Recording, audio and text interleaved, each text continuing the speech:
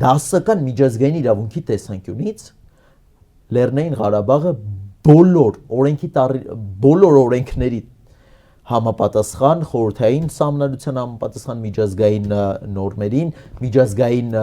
սովորույթին համապատասխան դուրս է եկել Ադրբեջանի կազմից ու ըստ էության ենթարկվել է հարձակման, օկուպացիայի հիմա ու էթնիկ զտման։ Այո, ագրեսիայի Միջազգային, բայց գիտեք, միջազգային իրավունքը ուժեղ այնքան, ինչքան դու քո իրավունքը կարողանում ես առաջ տանես։ Ու մենք ունենք այդ գործիքակազմը,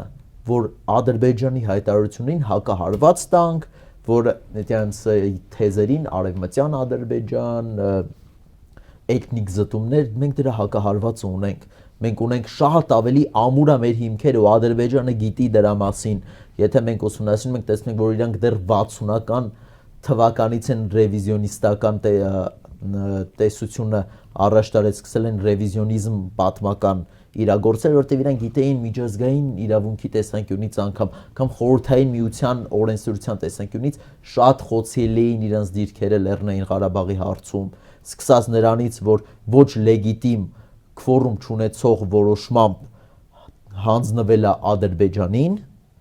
վերջացրած նրանով, որ 88-ին շատ օրենքի տառին, միջազգային իրավունքի նորմերին ու սովորույթին համապատասխան դուրս է եկել Լեռնային Ղարաբաղը Ադրբեջանի կազմից խորհրդային միության անկումից հետո։